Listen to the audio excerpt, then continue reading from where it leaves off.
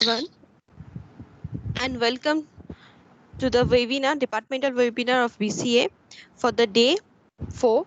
And today's subject is software engineering, whereas we choose the topic that is the software development life cycle model and its phases.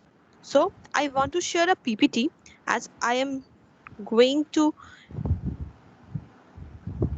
say the introduction part. So first of all, what is SDLC? SDLC stands for Software Development Life Cycle. Now, what is SDLC? In system engineering, information system and software engineering, the system development life cycle, also referred to as an application development cycle, is a process for planning, creating, testing, and developing an information system. This system helps to improve the quality of the process, improve the development of the entire software. So in our next slide, what are the importance of the SDLC? Yes, as SDLC is a main architecture of any software. So there is a very important SDLC play a very important role in software engineering. As you can see, it offers a project planning, scheduling, and estimating the entire system. It provides the framework of the system. It provides how to track or control the entire system. It provides the mechanism how to provide the correct process for an entire system. It increased the visibility of the project planning. It also increased and enhanced development speed, and it improved the customer relationships. And this is this is most importantly, project risk and project management plans are overheaded through this SDLC. So then in our next slide, what are the steps for the SDLC? Yes, there are 7 steps, very important steps. First one is the requirement and quality, requirement collections and the analysis. In here, the requirements are gathered from the customer, and the project developer made the software requirement SRS document for the requirement.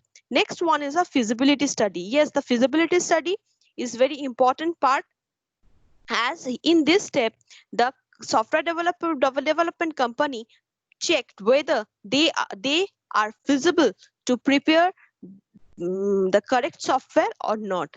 Then the design part means the whole system are designed in this step. The next step after designing, there is a coding part. All the coding and the unit testing is done in this model. Then there is a testing. Yes, there is a testing is a very important part, as you know that in this testing system there is a different testing, that is alpha testing, beta testing, system testing, acceptance testing. These testing are done by the customer and the development department. The next one is a installment, that means the implementation of the software. After creating the entire software, the software are implemented and they checked whether they are doing correct or not. And the last one is the maintenance. As you know, the maintenance is a very important part of the SDLC. In our next slide, we used to know there are various SDLC model. Yes, there is a waterfall model, iterative waterfall model, prototype model, and spiral model, or RAD model is also there. So these are the models of the SDLC. Next, thank you. Now I would like to call Amok Pal, student of BCA second semester, to continue the presentation. Amok, please try. Yes, ma'am. So as ma'am have discussed earlier about the SDLC, which is the software development lifecycle. So it basically aims to produce the high quality system that meets or exceed the customer expectations, work effectively and efficiently in the current and planned information technology, which is IT infrastructure, and it's inexpensive to maintain and cost effective to enhance also. So, ma'am, can I have the slide, please? Hello, ma'am, are you there?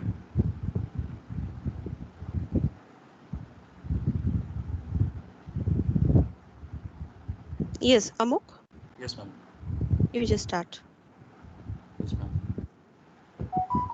So as I have discussed the software development life cycle, which is shortly known as SDLC. So in the SDLC part, we basically deals with the client. So it's a process actually of making the software or the system. So in the first process, as ma'am have discussed the requirement collections and analysis, then the feasibility study, then designing, then coding, then testing, and the system implementations, and lastly the maintenance. So in the requirement collection and analysis, it's actually deals with the relevant informations is collected from the customer. The ambiguity must be resolved. Then the core understanding or the knowledge of the product. Then becomes the feasibility study, which also actually estimates the money and the time and the which may take to complete the whole process. So first comes the economic, then legal, then operational feasibility, then technical, and lastly the schedule, which is the time. And then we comes the design. The design part is basically the framework of the systems. So first the brief descriptions and the name of each module, then the database tables defined along with the key elements, functional logic of the modules, database tables which include the type and size, then complete detail of the interface. After the completion of design becomes the coding part, which is the main part of the systems, where the development build the system using the programming language. Then after the tasks are divided into the units and modules, then assigned to the various developer.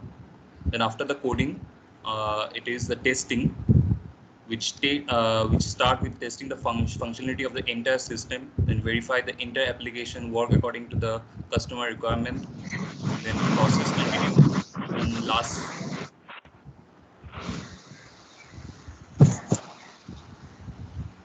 lastly the process continues until the software is bug free and stable and working system. Then we come the system implementations, where the system is totally complete and the system is built, tested, training, implemented to end the user, then plan technical support, and then lastly the convert new system. Then lastly comes the maintenance part. In the maintenance part, after the completions of the whole system of the software, then the maintenance part comes. So it's a bug fixing, which may also used as an upgrade and then enhance. So thank you for paying your attention in my slides. So hope you have enjoyed my slides. So thank you, ma'am.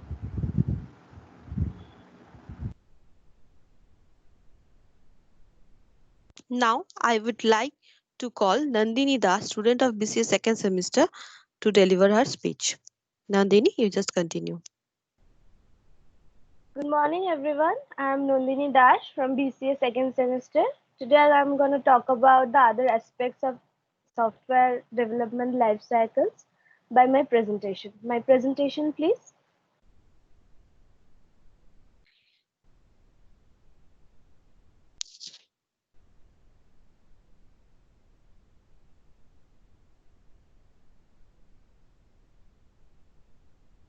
Thank you, ma'am. So, today I am going to talk about different types of SDLC model and its brief description. Many life cycle models have been proposed so far. I'm going to talk about a few important and commonly used life cycles, which are waterfall model, spiral model, prototyping model. Moving to the next slide, I'm going to talk about waterfall model. So, the waterfall model is not a practical model in the sense of that it cannot be used in actual software development projects. So this model can be considered to be a theoretical way of developing software. Firstly, waterfall model is easy to flow. It can be implemented for any size of project. Secondly, every stage of this model has to be done separately at the right time, so you cannot jump the stages. Third, documentation is produced at every stage of this model, allowing people to understand what has been done. And the last, it has 5 different phases: requirements, design, implementation, verification, maintenance. Moving to the next slide, I'm going to talk about spiral model. So, at first, spiral model is an software process model which is a combination of an iterative nature of prototyping and systematic aspects of traditional waterfall model. Firstly, this is a fourfold procedure, as we can see the diagram of the spiral model. Secondly, the spiral model is used most often in large projects. It is also reasonable to the spiral model in projects where business goals are unstable. Third, it has 4 phases. First, plan. In this phase, the objectives, alternatives, and constraints of the project are determined and documented. The next phase is risk analysis. In this phase, identify and resolve all the possible risks in the project development. Next is engineering. Mainly, it is development and testing phase. In this phase, the actual development is carried out. And at the last, customer evaluation. In this phase, developed product is passed on to the customer in order to customers' comments and suggestions. So the next slide is about prototyping model. First, a prototyping model suggests that before carrying out the development of the actual software, a working prototype of the system should be built. Nextly, the prototyping model helps reducing risk associated to the project. Third, in the prototyping model, the prototype is a toy implementation of system, and it is a working model of software with some limited functionality. Fourth, the prototyping model is a good model because it is satisfying all the requirements of the customer, and it provides a method to examine design problems and evaluating solutions. And at the last, this model is used to allow the users evaluate the developer proposals and try them out before implementation. So the last slide is about the strength and weakness of SDLC. The strengths, so SDLC can monitor large projects and it has detailed steps. Secondly, it is easy to maintain and control. The weaknesses, the increasing amount of development time and cost is its weakness. And secondly, it is hard to estimate the project overruns. So that's all. Thank you, everyone. Thank you, ma'am.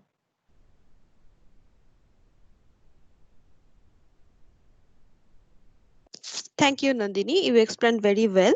Now I would like to call Pratik Raj for his concluding part. Pratik, you please continue. Yes, sir. Good morning, everyone. First of all, I would like to thank Kaveri ma'am, Amog and Nandini for presenting this topic briefly and quite efficiently, highlighting all the important stuff needed. In conclusion, let me start by recapitulating what they stated. As you are aware by now, SDLC is the acronym for Software Development Lifecycle, also referred as Application Development Lifecycle. In a nutshell, it is basically the background advancement a software go through before reaching any platform or in the market. And they mentioned some steps or phases, you may call, like the analyzing phase, the designing phase, the coding phase, testing phase, and after that, the system implementation or the deployment phase, and finally, the maintenance phase.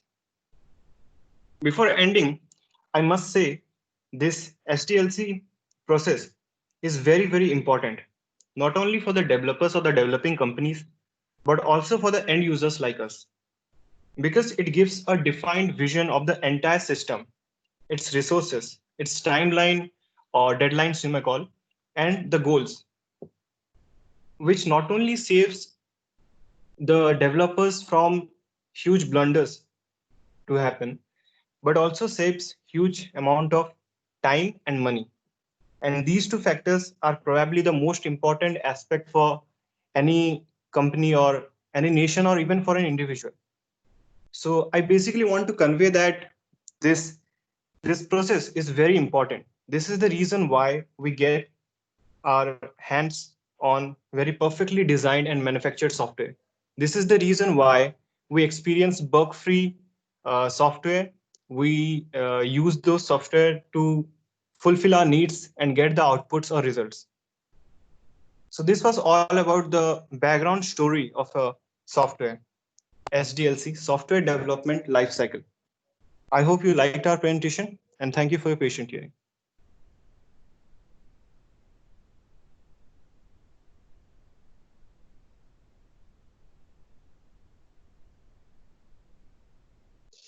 Thank you, Pratik. Good conclusion. So, if you have, if anyone want to ask any question,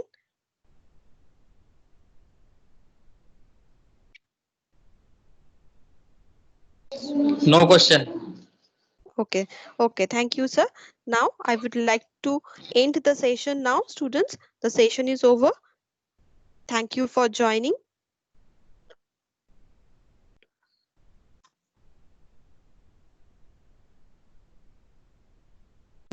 Thank you, ma'am. Thank you, sir.